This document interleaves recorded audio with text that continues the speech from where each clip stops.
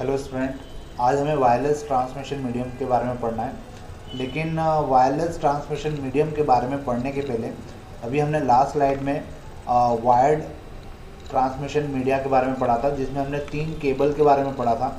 एक थी twisted pair cable, एक थी कोएक्सियल केबल और एक था फाइबर ऑप्टिक्स। तो वायरलेस ट्रांसमिशन मीडियम स्टार्ट करने के पहले मैं आपको थोड़ा सा उन तीनों के बीच में एक कंपैरिजन ज़रूर बताना चाहता हूँ, ताकि हम लोग जज कर पाएँ कि कब कौन सी केबल का यूज़ करना हमारे लिए यूज़फुल होगा। तो देखिए यहाँ पे विच केबल इज़ बेटर, मतलब हम लोग यहाँ पे ये बताना चाह रहे हैं कि कब कौन सी केबल का यूज़ हम लोग कर सकते हैं।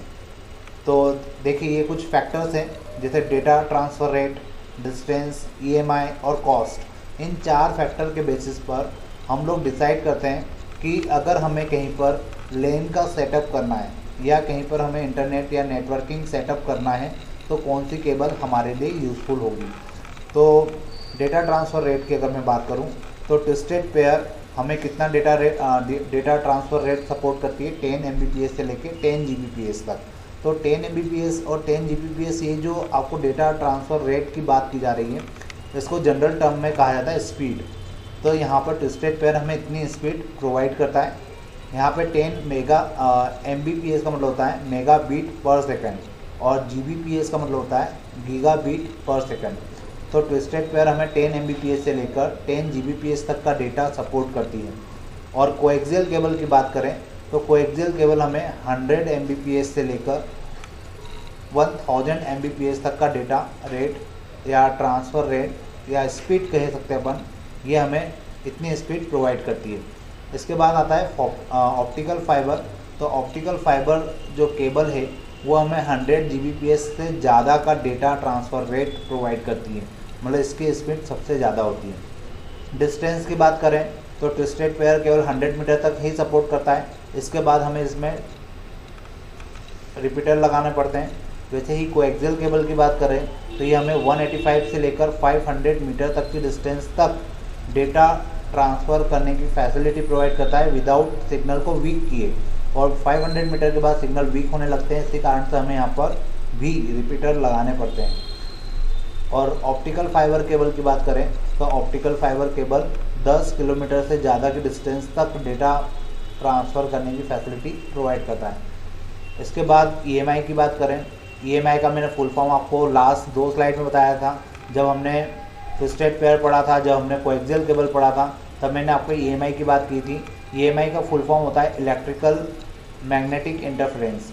तो ट्विस्टेड पेयर में इलेक्ट्रिकल मैग्नेटिक इंटरफेरेंस सबसे ज़्यादा होता है, कोएक्सियल केबल में थोड़ा कम होता है और ऑप्टिकल फाइबर में बिल्कुल नहीं के बराबर होता है। नहीं के बराबर क्यों कहा जा रहा है? क्योंकि ऑप्टिकल फाइबर में हम लोग लाइट का यूज़ करते हैं और लाइट के सिग्नल में कभी भी इलेक्ट्रोमैग्नेटिक इंटरफेरेंस की प्रॉब्लम आती ही नहीं है। कॉस्ट की बात करें तो ट्विस्टेड पेयर का जो कॉस्टिंग बैठता है या मेंटेनेंस जो होता है सबसे कम होता है। कोएक्सियल केबल का कॉस्टिंग ट्विस्टेड पेयर के कंपेयर में थोड़ा ज़्यादा होता है, जबकि ऑप्टिकल फाइबर का जो कॉस्टिंग है वो सबसे ज़्यादा होता है। तो इसी कारण से ऑप्टिकल फाइबर केबल को जनरली डोमेस्टिक पर्पस के लिए यूज़ नहीं किया जाता।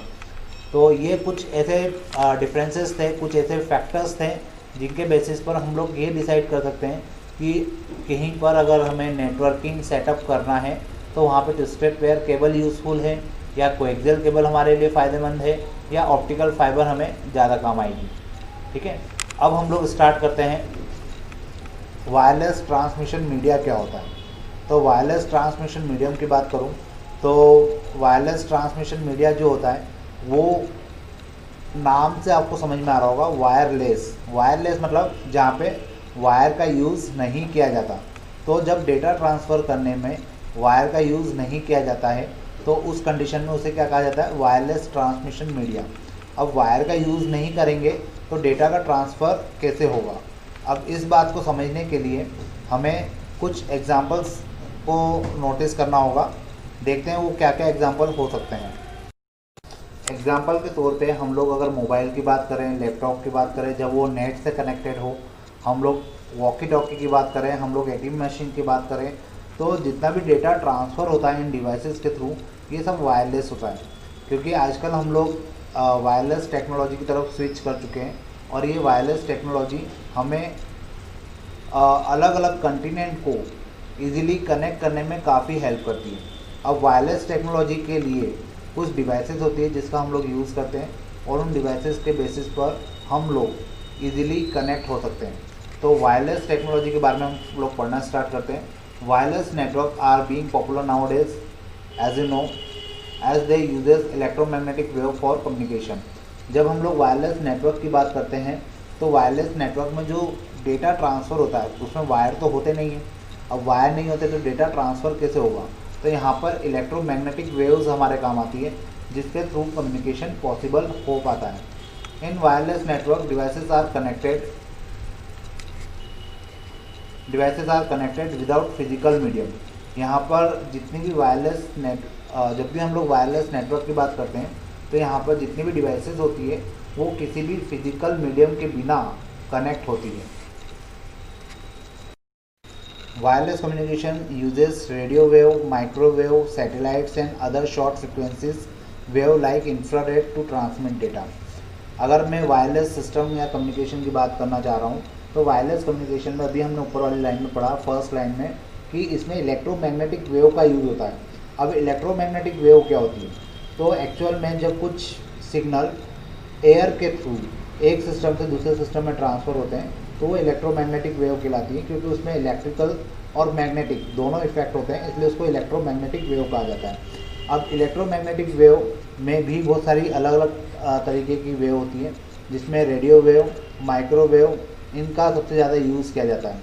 फिर उसके अलावा सैटेलाइट्स का हम लोग यूज़ करते हैं और कुछ शॉर्ट फ्रिक्वेंसीज होती है जिसका आप लोग जनरली यूज़ करते हैं लेकिन आप लोगों को टेक्निकल टर्म उसकी पता नहीं होती, जैसे इंफ्रारेड, या मैं यहाँ पर एक और नाम लेना चाहूँगा ब्लूटूथ। आप ब्लूटूथ का सबसे ज़्यादा यूज़ करते हैं डेटा ट्रांसफ़र करने के लिए, और वो जो ब्लूटूथ है उसके थ्रू आप लोग बिना दो मोबाइल को आपस में कनेक्ट किए आप डेटा एक मोबाइल से दूसरे मोबाइल में ट्रांसमिट कर लेते हैं। और कितनी बार आप ब्लूटूथ का भी डायरेक्ट यूज़ नहीं करते, आप लोग एक एप्लीकेशन का यूज़ करते हैं, जेंडर जिसका नाम होता है, और जेंडर जो चलता है वो ब्लूटूथ पे ही चलता है।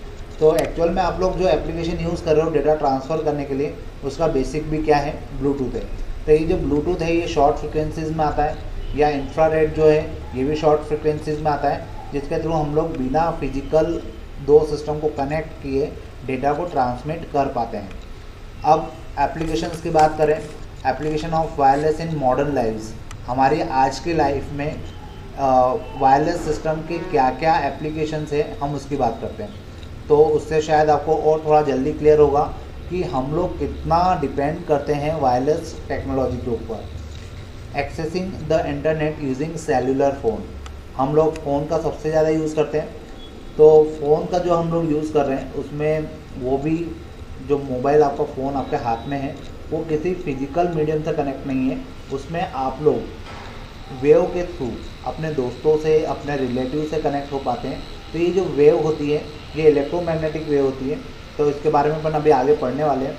तो देखा जाए तो मोबाइल का यूज़ करना भी हमारे लिए एक प्रकार से वायरलेस सिस्टम का यूज़ करने के बराबर ही है, क्योंकि उसमें कोई वायर या कोई फिजिकल मीडियम नहीं होता।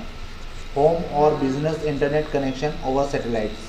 हम लोग हमारे घरों में इंटरनेट का ब्रॉडबैंड कनेक्शन लेते हैं, या हमारा कोई बिजनेस है तो हम उसमें ब्रॉडबैंड कनेक्शन लेते हैं और हम लोग इंटरनेट का यूज़ करते हैं।